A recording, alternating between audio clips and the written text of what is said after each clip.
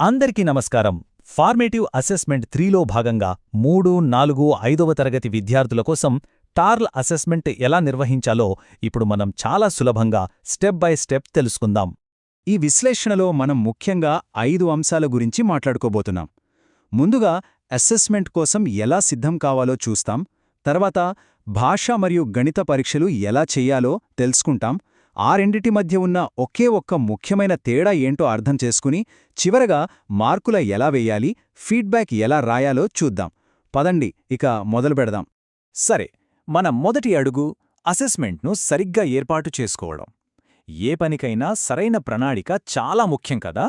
అలాగే ప్రతి విద్యార్థిని మనం ఒక్కొక్కరిగా అంచనా వేయడానికి ఎలా సిద్ధమవ్వాలో ఇప్పుడు చూద్దాం. అసెస్మెంట్ మొదలు పెట్టగానే మన ముందుకొచ్చే మొదటి ప్రశ్న ఇదే. మన దగ్గర 2 నమూనాలున్నాయి, వాటిని విద్యార్థులకు ఎలా పంచాలి? చూడండి, ఇక్కడ పద్ధతి చాలా సులభం, కానీ దీన్ని ఖచ్చితంగా పాటించాలి.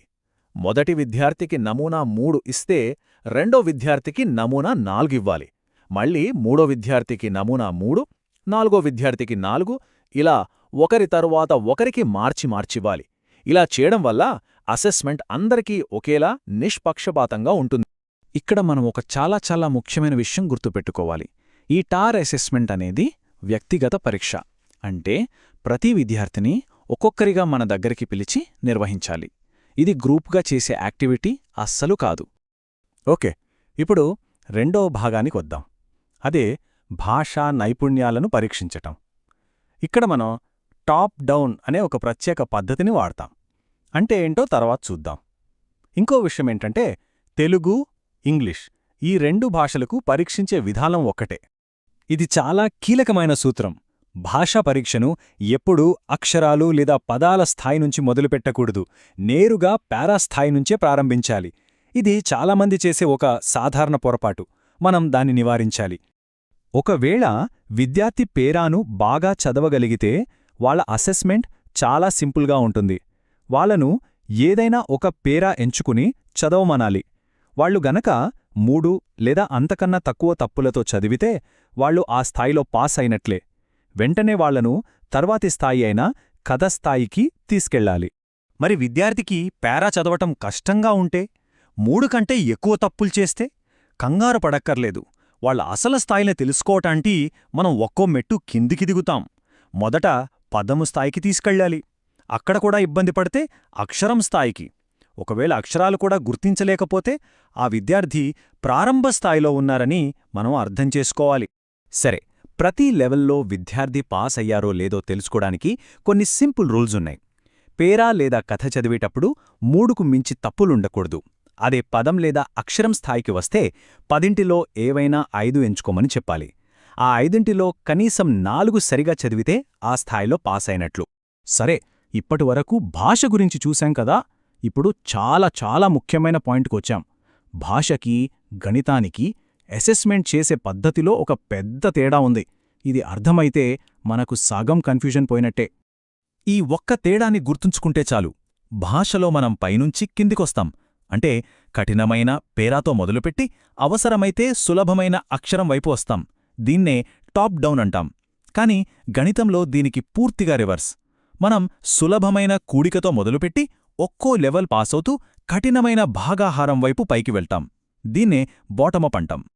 4వ భాగం గణిత సామర్థ్యాల పరీక్ష. ఇందాక అనుకున్నట్టు ఇక్కడ మనం ఒక నిచ్చెన ఎక్కబోతున్నాం. ప్రతి మెట్టును జాగ్రత్తగా దాటుకుంటూ పైకి వెళ్ళాలి.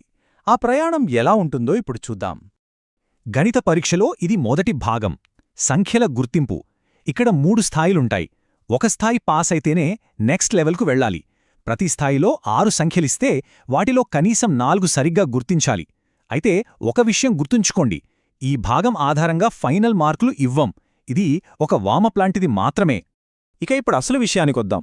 విద్యార్థి మార్కులు డిసైడ్ అయ్యేది ఇక్కడే. ఇది ఒక గేట్ సిస్టమ్ లాంటిది. కూడికలో 3ంటికి 2 లెక్కలు సరిగ్గా చేస్తేనే తీసివేతల గేట్ ఓపెన్ అవుతుంది. అక్కడ పాస్ అయితేనే గుణకారాల గేటు. అలా అనమాట. ఏ స్టెప్ని స్కిప్ చేయడానికి వీల్లేదు. వాళ్లు ఏ లెవెల్ వరకు విజయవంతంగా వెళ్ళగలిగితే అదే వాళ్ల మార్క్. ఇది చాలా ముఖ్యం, అస్సలు మర్చిపోవద్దు. గణితం టెస్ట్ చేసినప్పుడు విద్యార్థి చేసిన రఫ్ వర్క్ను మనం ఖచ్చితంగా భద్రపరచాలి. లాంగ్వేజ్లో అలా అవసరం లేదు, కానీ మ్యాథ్స్లో ఇది తప్పనిసరి సాక్ష్యం. సరే, అసెస్మెంట్ అంతా పూర్తయింది. ఇప్పుడు ఈ ఫలితాల్ని మన రికార్డుల్లో మార్కులుగా, ఫీడ్బ్యాక్గా ఎలా మార్చాలో చివరిగా చూద్దాం. భాషకి మార్కులివ్వడం చాలా సింపుల్. విద్యార్థి ఏ స్థాయికి చేరుకున్నాడో దాని బట్టి మార్కులుంటాయి. స్టోరీ లెవెల్ అయితే 5, పారా అయితే 4, అలా కిందకు వస్తూ ప్రారంభ స్థాయిలో ఉంటే 1 మార్కు ఇవ్వాలి. గణితానికి కూడా అంతే. వాళ్ళు ఏ ఆపరేషన్ వరకు విజయవంతంగా పూర్తి చేశారో చూసి మార్కులివ్వాలి. భాగాహారం వరకు వెళ్తే 5 మార్కులు, గుణకారం వరకైతే 4, అలా అనమాట. ఏ ఆపరేషను చేయలేకపోతే 1 మార్కు కేటాయించాలి. ఇక్కడ ఒక గోల్డెన్ రూల్ ఉంది. ఎవ్వరికీ 0 మార్కులు వెయ్యకూడదు. కనీసం ప్రయత్నించినందుకు వాళ్ళు ఏ స్థాయిలో ఉన్నా సరే మినిమం 1 మార్క్ ఇవ్వాలి. ఇది చాలా ముఖ్యం. రికార్డులో ఫీడ్బ్యాక్ రాసేటప్పుడు భాష కోసం ఈ సింపుల్ టెంప్లెట్ వాడొచ్చు. ఈ విద్యార్థి ఫలానా స్థాయిని పూర్తి చేయగలిగారు, కాబట్టి ఇన్ని మార్కులిచ్చాం అని రాస్తే సరిపోతుంది. దీనికి ఏ పేపరూ జత చేయక్కర్లేదు. గణితానికి కూడా దాదాపు ఇదే టెంప్లెట్. ఈ విద్యార్థి పలానా ప్రక్రియను పూర్తి చేయగలిగాడు, కాబట్టి ఇన్ని మార్కులిచ్చాం అని రాస్తాం. కాని ఇక్కడొక ముఖ్యమైన తేడా. దీనితో పాటు విద్యార్థి చేసిన రఫ్ వర్కును ఖచ్చితంగా జతచేయాలి. మర్చిపోవద్దు. సరే, ఇప్పటివరకు అసెస్మెంట్ ఎలా చెయ్యాలో స్టెప్ బై స్టెప్ చూశాం. కానీ అసలు ప్రశ్న ఇక్కడే మొదలవుతుంది.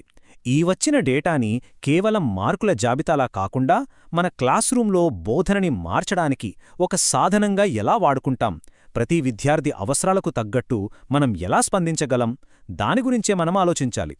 ఈ సమాచారం మీకు బాగా ఉపయోగపడిందని ఆశిస్తున్నాను. ధన్యవాదాలు.